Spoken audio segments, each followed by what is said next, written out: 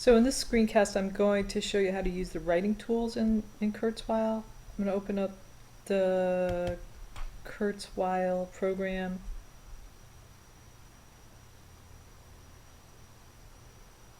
And from here, I'm going to maximize the writing toolbar. You can see that it's not lit up until I decide to create a document. So there are a couple of ways to do this, but I'm going to do it this way. And I'm going to begin with brainstorm. So I'm going to go new, brainstorm, and then blank. And you'll see that it pops up a main idea bubble. Now the great thing about this toolbar and these tools are that it brings you through every step of the writing process from brainstorming to organizing. You can't see yet, but this would be the outline feature, to a split screen where you could write from the outline, to the actual draft itself, from which you could just play what you've written and proofread, and that's what I'm going to demonstrate today. Alright, so I'm going to go back to the diagram feature, and I'm going to talk about shooting an elephant. Shooting. Okay. And now I can start by just brainstorming. I can ask myself, what do I remember about that story? Let's see. It's non-fiction. Non. The narrator was a British colonial policeman in Burma.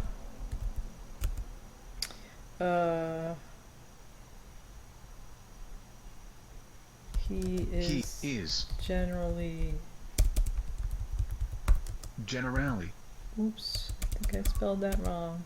Generally. Generally looked on negatively by the native people.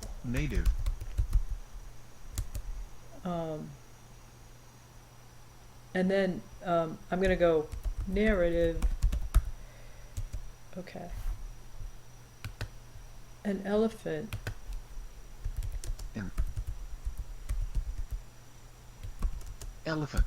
is on the rampage.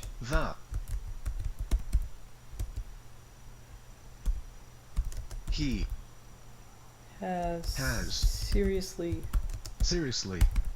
hurt someone.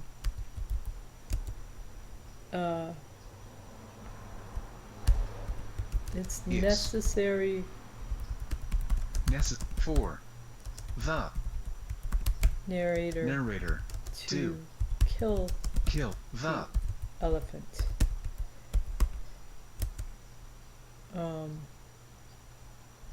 He doesn't want to. If he doesn't, he will lose face. He kills it. Okay.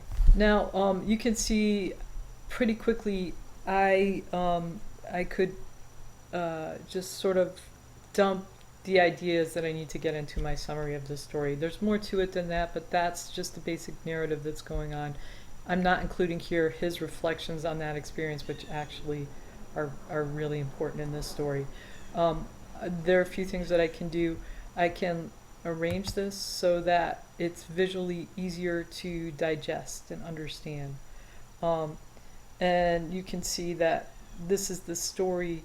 This is sort of like background information on the story, and this, this is the narrative in pretty much time sequence.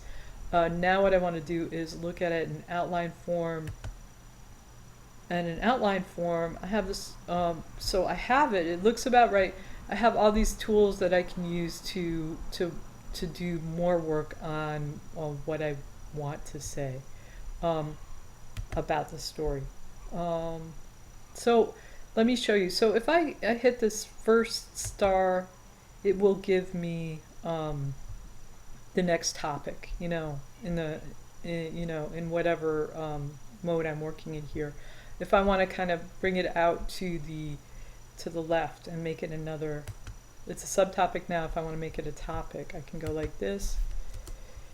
His reflections reflect on his his actions. So now if I wanna talk about this, I'm gonna put in a subtopic. He is not he is not happy happy about about what he did. what he Um, okay. And then I'm gonna do the same thing. He did it to save face. he did it to save Um,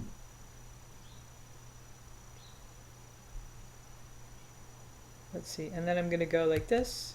See, I click on the same one and it'll pop down right under. Um, he felt felt it was inhumane. Okay. And now I'm going to go like this. It reflects for him the situation of colonialism. And I have a lot to say about that, but I'm not going to say it here. And empire. colonialism and Okay. All right. So you can see this is great. I've got a lot of what I want to say here in my paragraph, summary. Now I'm ready to start typing. I can work from here. Orwell's story. Shooting an elephant. Shooting an elephant is a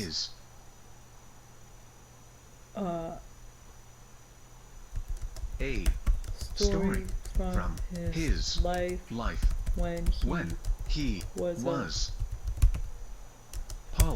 police officer in Burma. Okay. Orwell's story Shooting an Elephant is a story from his life when he was police officer in Burma.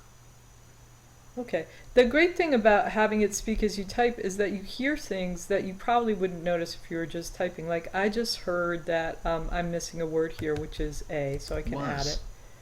A police officer. Now, if I have problems spelling, I can also turn on this word prediction feature. Okay, so now the next sentence I'm going to type is this. As an officer and representative of the British Empire. Okay, so what you can see is that as I type, word prediction, if I get the first few letters right, is going to give me a list of possible words that I might be trying to write. And if I have spelling problems, this can be invaluable because then I can actually click on the word Empire, see if it's correct, and if it is, I can choose the number. Empire. It'll insert it. Okay, so that's how that works. Now, I think what I'll do is finish up this essay and then show you how it proofreads. So I'm going to pause here and I'll bring you back when I've got this so you don't have to watch me write this summary. All right. Okay, so now I've written my paragraph and I'm ready to proofread it. I'm going to turn off word prediction because I'm not going to use it anymore. I am going to place my cursor at the beginning of the passage I'm going to proofread. I'm going to set the reader on self-paced and sentence so that it only gives me a sentence at a time, and I can deal with my proofreading sentence by sentence. All right, so let me hit play and see how it sounds. Orwell's story Shooting an Elephant is a story from his life when he was a police officer in Burma. Okay, that sounds okay. It's not perfect, but this is a first draft, and I'm just gonna say there's no errors in it. As an officer and representative of the British Empire, he is frowned upon by the natives. That sounds okay too. They do not respect him.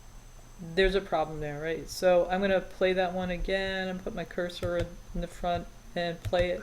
They do not respect him. Okay, I've left the Y off. They, so I'm gonna add that. Let's see. One day when he was on duty, an elephant went on the rampage in the bazaar, seriously injuring a man. That sounds okay. The narrator was forced to kill the elephant. Okay. It was something that he didn't want to do but felt he had to save face in front of the native people. Okay. He regretted it and felt it was wrong. This experience reflected for him what it meant to be attached to the colonial power and a representative of the British Empire. Okay. Now I got a spelling error there, and it shows me I have a spelling error because you can see slightly underlined in red. I'm gonna do spell check, and it doesn't have. Oh, it's going right at the beginning, so I'm gonna go skip. Try to get myself down there.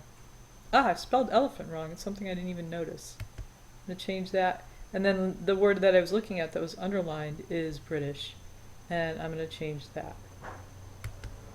Okay. And now my piece is proofread. And one thing that you're probably aware of is, and even for yourself as a proofreader, is that often we don't see the kind of mistakes when that we have when we just read it to ourselves. But hearing the mistakes or hearing the piece is going to highlight to you the kinds of mistakes you made. It's going to sound wrong, and you're going to recognize that you have a misspelling, or that you've missed words or added in words that you don't want, or that you've got a lot of repetition. So it's a really great tool for students, whether they spell well or not, to listen to their piece, to proofread it. It just kind of adds a dimension to your proofreading that makes it much more effective. So that's it for this screencast.